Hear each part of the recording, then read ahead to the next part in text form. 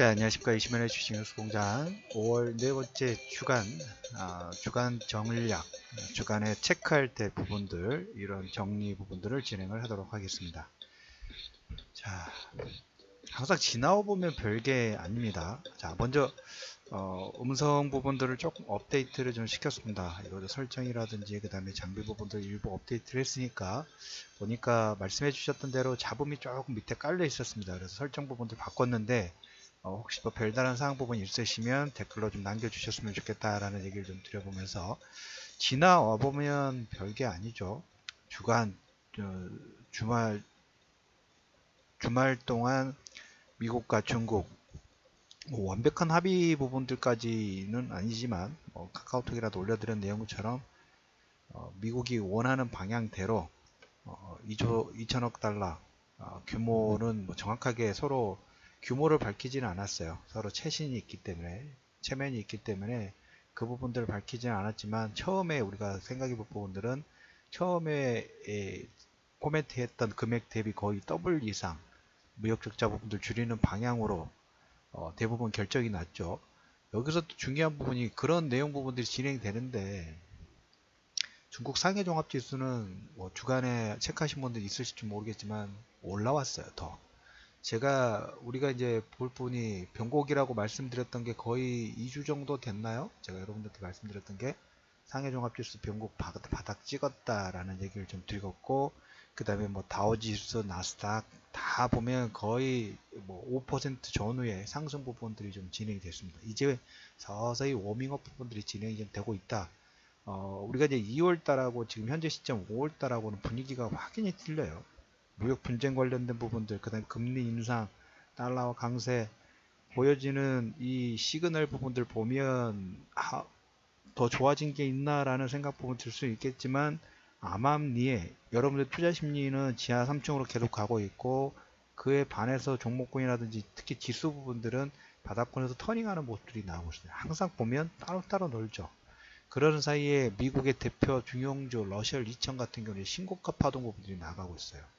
2월달하고 5월달 국채금리 3%가 넘어섰고, 그 다음에 신흥국에서 아르헨티나는 터키가 시끄럽다는데, 미국과 중국의 무역 분쟁 부분들이 완벽한 합의가 아니라 서로 보면 누가 이겼다 누겼다 얘기를 하면서 무역 분쟁 부분들이 소강 상태에 진입되는데, 여러분들이 느끼는 투자 심리 계속 지하로 가고 있죠. 해결 국면 부분들 계속 ING가 되고 있고, 그에 또 선도 세력 부분들을 먼저 치고 나가는 게 개인들만 관점만 여러분들이 계속 또 혼란스러운 거죠. 방송에서 그런 얘기 계속 나오니까. 그래서 방송은 볼 필요가 없어요. 경제방송이든 어떤 간에 절대 보고 있으면, 저도 가끔 보기는 합니다만은 특히 뭐 YTN에 하루 종일 이렇게 뉴스 나오는 데 보면 저런 게 정보 가치가 있을까라는 생각 부분도 한편으로 상당히 좀 많이 듭니다. 아무튼 그런 여러분들의 혼란을 주지만, 그 외에 별도적으로 움직일 선도 세력 부분들은 미리 움직이고 있다라는 얘기를 좀 드려보도록 하겠습니다. 그래서 오늘 첫 번째로 말씀드릴 부분들은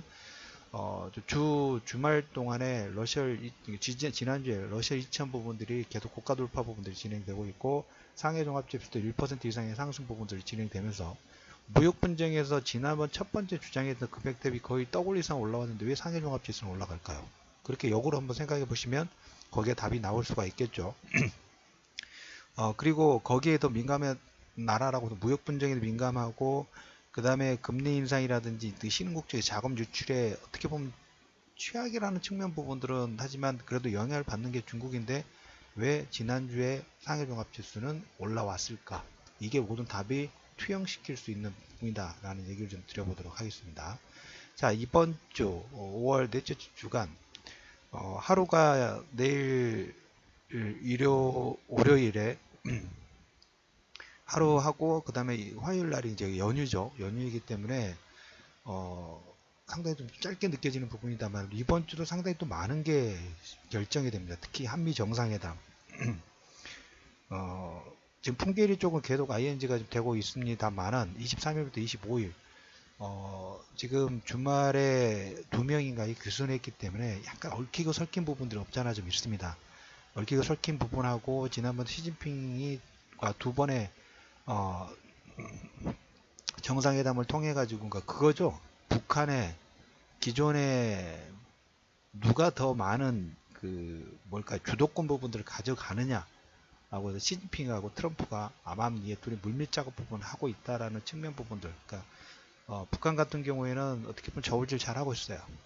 양쪽 저울질 해가지고 더 많은 걸 가지고 가면 되는 거니까. 그리고 1대1로든 그다음 월드뱅크든 두 나라가 어떻게 주축이 되어 있는 그 글로벌 자금 있죠. 그 자금에서 많은 펀딩 부분들을 받아야지만 인프라 가속도라든지 이런 속도 부분이 빠르게 진행이 되는 거고, 그렇게 됐을 때 우리 뭐 더 나가서 한 단계 더 진행됐을 때 그 통일 비용 자체도 또 줄어들 수 있기 때문에 이런 저울질 부분들은 잘 하고 있다라는 측면 부분들을 보실 것 같아요. 그래서 이번 주에 가장 중요한 부분들은 한미 정상회담, 계속 남북경협 관련된 부분들 얘기를 드렸죠.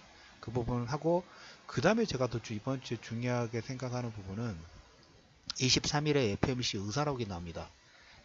우리가 이제 6월달은 뭐 시장에서 거의 기정사실화 됐어요. 어떻게 보면 최근에 국채금리 3% 넘어서는 그런 파동, 부분은 6월달 금리 인상 가능성이 선반영되는 측면 부분들을 보셔야 돼요. 선반영. 금요일장에 10년 국채 수익률 자체가 꺾였죠. 약간 장대 응봉 부분들이 진행이 되기 시작했어요.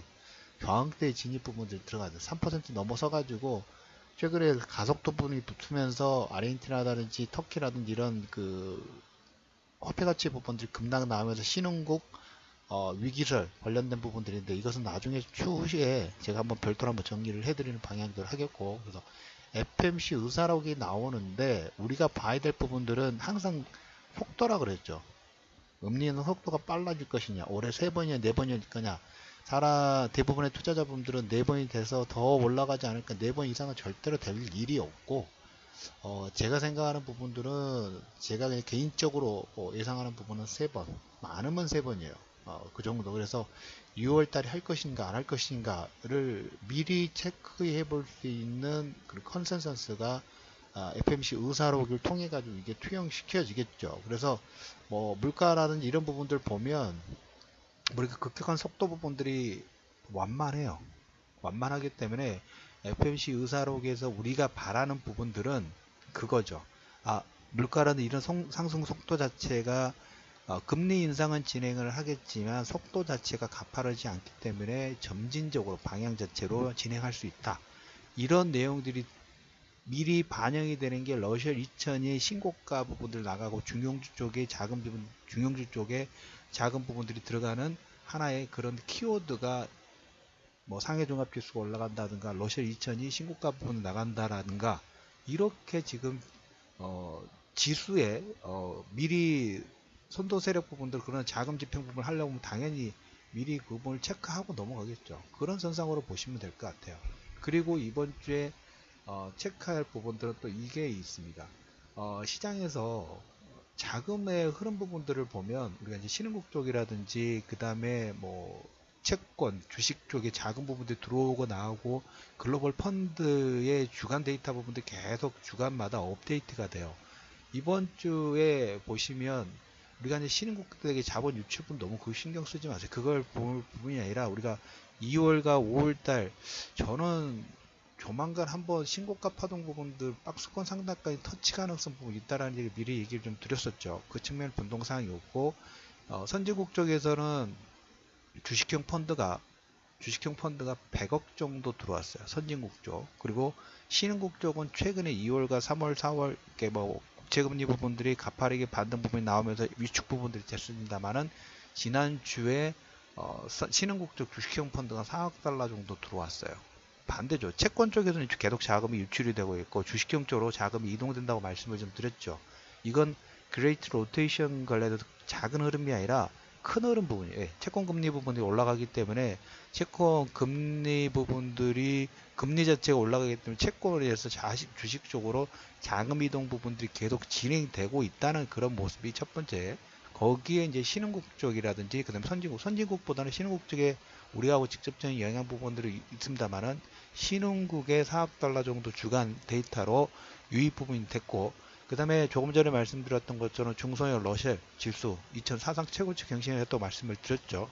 자, 그리고 우리가 뭔가 불안하다 이렇게 생각하실 수 있어요. 그러면 거기에 가장 민감하게 보이는 지표 부분이 빅스 지수라고 했죠. 2월달 지수 급락 부분들의 어떤 하나의 트리거, 시스템에 의한 알고리즘의 시장 자체가 움직이다 보니까 이 지표가 만약에 급등락 부분들이 되게 되면 거기에 연동된 알고리즘 자체가 자동적으로 매수 매도 부분들을 반복적으로 진행하다 보니까 가속도가 붙어요.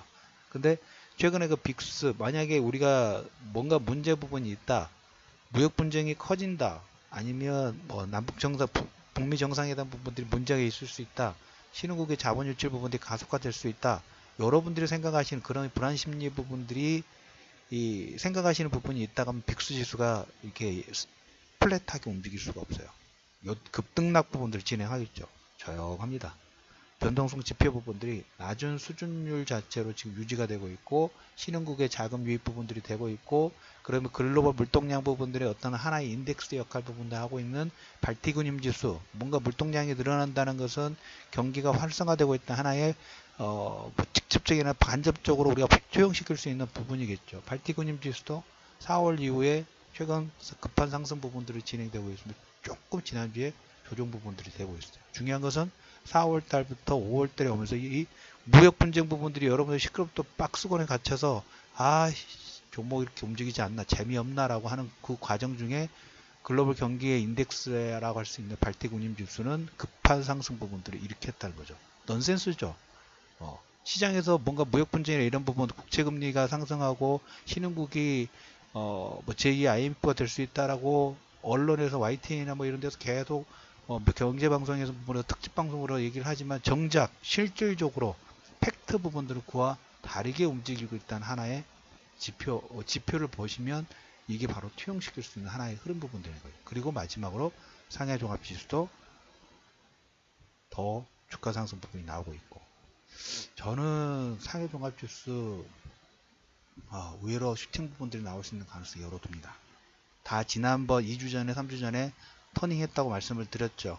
나스닥도 마찬가지고 다우지수도 마찬가지고 상해종합지수, 그 다음에 이제까지 상승 부분들을 진행했던 유가는 뭐 75 정도까지 슈팅 부분이 나오더라든지 별로 관심 없습니다. 저는 언제 꺾여서 60달러 선 정도까지 내려올까, 이 정도가 급등락 부분들이 이제 박스권에 좀 갇혔으면, 추세 자체는 어차피 글로벌 경기가 살아나기 때문에 유가가 예전처럼 20달러 30달러 안 가요. 갈 수가 없는 부분이에요.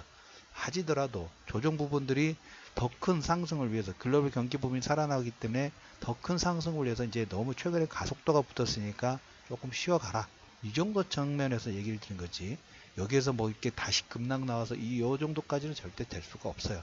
거기에 또 숨은 키워드 부분들이 트럼프의 비즈니스 전략 부분이 들어가고, 이게 사우디아라비아의 전략 부분들, 그리고 아람코 상장 부분까지 다 들어가 있어요. 여기에 또 패권 부분들을 주도하기 위해서 시진핑이라든지 그 다음에 오펙이라든지 이런 주도권 싸움 부분 다 들어갔습니다. 최근에 또 러시아도 보면 장기 집권 부분들을 진행하고 있죠. 강대국들이 지금 장기 집권 체제 부분들을 들어갔기 때문에 아주 이 암암리에 보이는 싸움, 수싸움이, 물론 저도 다 이해할 수는 없겠지만 수싸움이 아주 그냥 드라마틱하게 드라마 한 편을 보는 것 같아요. 그래서 아무튼 여러분들도 말씀드릴 부분들은 다음 주에 FMC 의사록에 따라서 금리 인상 속도 부분들이 가속화될 것인가, 아니면 점진적으로 진행될 것인가, 점진적인 요 추세 부분들의 트렌드가 생기면 최근에 상해종합지수가 한 5% 정도 상승, 그 다음에 다우 나스닥 부분들 반등, 러셀 2000의 신고가 부분들, 암암리의 중형주 허리 종목군들이 계속 움직인다 말씀드렸죠. 여러분들은 못 느끼시겠지만 보고 있으면 이게 더 탄탄해지고 있다는 생각 부분들 말씀이 있다고 말씀드렸죠. 흐름 부분들이 진행이 되고 있다고 말씀드렸죠. 그래서 우리나라 글로벌 허리 종목군들이 움직이는데 우리나라 대형주들 시총이 1조든 10조든 20조든 상관없어요. 글로벌 전체적으로 우리가 개인적인 관점에서 우리 대형주가 큰 것 같지만 글로벌 전체적으로 봤을 때 우리나라 대형주는 그냥 중소형주 정도밖에 되지 않아요. 규모 자체로 본다 하면 우리가 보기에는 커지만 더 크게 보면 약간 중소형주 정도밖에 안 돼요. 근데 러셀 2000 부분이 신고가고 상해종합지수가 탁 치는 움직임 부분들이 나오고, 그 다음에 금리 인상 속도 부분들이 점진적으로 진행된다 하면 이건 뭡니까? 탄력 부분들이 강화될 수 있는 하나의 요건 부분들이 생길 수 있다. 여기에 플러스 알파로 뭐 말씀드렸죠? 계속 남북 경협 관련된 부분들은 기본적으로 우리나라 전체 시장에 큰 보너스 부분들이 계속 진행되고 있다고 말씀드렸죠. 그렇기 때문에 대형주든 중형주든 특히 대형주급 부분들 자금력 있으신 분들은 여기에 정말 집중하셔야 돼요. 그 부분을 놓치면 안 돼요. 왜? 우리가 보기에 대형주가 커 보이지만 글로벌 매크로가 탄탄하게 움직이고 있다고 말씀드렸죠. 대형주도 탄력적으로 탁탁탁 칠 수 있는 그런 움직임 부분들이 계속적으로 진행이 좀 되고 있다라는 얘기를 드리면서 5월 네 번째 주간 가장 키워드 부분들 말씀드린 다음에 다음 주에 23일 FMC 의사록 중요하다. 그리고 한미 정상회담은 뭐 아시다시피 중요한 부분이니까 그 부분 뭐 별도로 말씀을 드리지 않아도 되고, 그리고 여러분들이 보실 부분들은 중대형주, 특히 우리나라 대형주급 중형주도 마찬가지죠. 지난주에 보시면 코스닥도 탁 치기 시작했죠. 대형주든 중형주도 간에 시장에 2월달, 3월달 이 변동폭을 만들었던 요건 자체가 점진적으로 무역분쟁으로 인해서 변동폭이 하락에 나왔다 하면 이 무역분쟁 관련된 부분들이 해결 국면으로 진행되고 있죠. 그러면 가장 기본적으로 다른 건 다 모르겠다. 근데 만약에 그로 인해서 지수 자체가 뭐 100포인트가 하락이 나왔다 하면 이 하락을 만들었던 요건 자체가 해결 국면으로 간다 하면 최소 어느 정도 가질까요? 50포인트 정도는 절반 이상은 기본 반등 구간에 진입돼야 되는 게 어떻게 보면 작용과 반작용의 원리라고 생각하십니다. 그 구간을 이용해서 역발상으로 접근 부분들을 얘기를 계속 좀 드리고 있죠. 그 부분에 여러분들이 체크하실 필요가 있다는 얘기를 드리면서 유시민의 주식 뉴스공장 5월 네 번째 주간 전략을 마무리하도록 하겠습니다.